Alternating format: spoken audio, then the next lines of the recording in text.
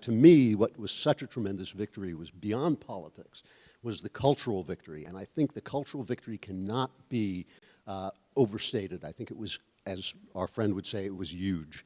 You know, for 30 years, basically, the left, which remember, the left owns the means of communication in this country. When you talk about the news media, 7% of reporters identify as Republican, 28% identifies as Democrats. The rest are lying and are also Democrats. I've worked in the news business. I'm telling you, they are all Democrats. I've also worked in Hollywood. I don't have to tell you. You've heard the speeches. You've seen the Oscar night speeches. You've seen the late night comedians.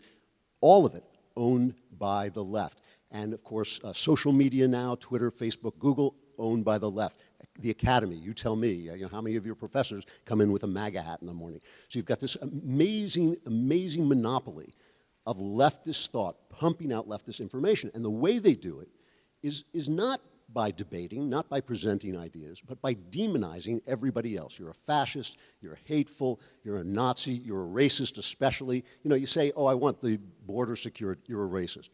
You think, why? Every country has a border. Yeah, but the people on the other side are Mexicans. You think, well, a lot of the people on this side come from Mexico too. It's not about the race, it's about securing the border. Whatever you say, you're a racist, you're a sexist, you're an Islamophobe. This has been going on for 30 years. This massive, massive communication industry telling the center of the country, you suck. Your religion sucks, your patriotism sucks, your values, they suck. Finally, those people got pissed off enough to send Donald Trump to Washington. And as far as I'm concerned, Washington is lucky they didn't come themselves, because there are a lot of them and they all own guns. You know, so they sent Donald Trump, and Donald Trump unleashed.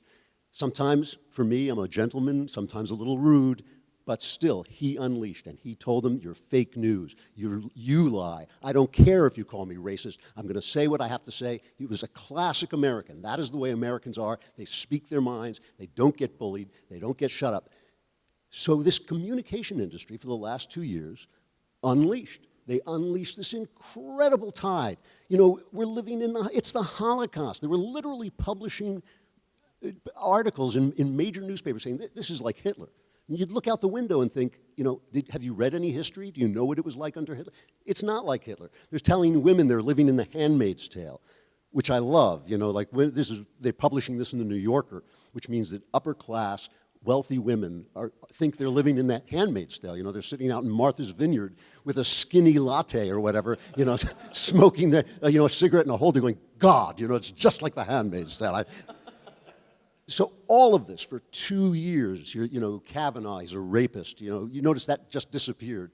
Now Kavanaugh is obviously chasing Ruth Bader Ginsburg around the bench. You know, she goes, help, help, you know.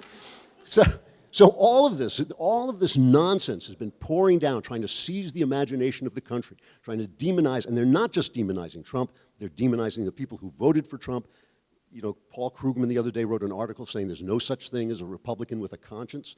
Now, we're not good examples because we are Republicans without consciences, but there are plenty of good Republicans with conscience. Yeah. After all of that, we got a minor midterm, typical midterm election, which means to me that Donald Trump slapped these people silly and walked away without a scar. And that's amazing, because that's something we all need to learn. We need to learn it in Hollywood. We need to learn it at the universities. We need to learn it everywhere. Okay, call me racist. Do it. Waste all your breath. Get it out. And then let's get down to the debate and start talking. Because I'm willing to talk to anybody. I'm willing to compromise. I'm willing to debate. But I'm not willing to be called a racist. I'm not willing to be called sexist. I'm not willing to be called any of those things because you happen to disagree with my politics. Donald Trump, and by the way, I opposed him, you know, virulently when he was running in the primaries.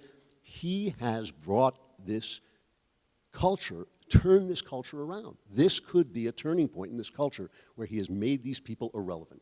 All of that communication power, all of those insults, all of that demonization, typical midterm, he wins.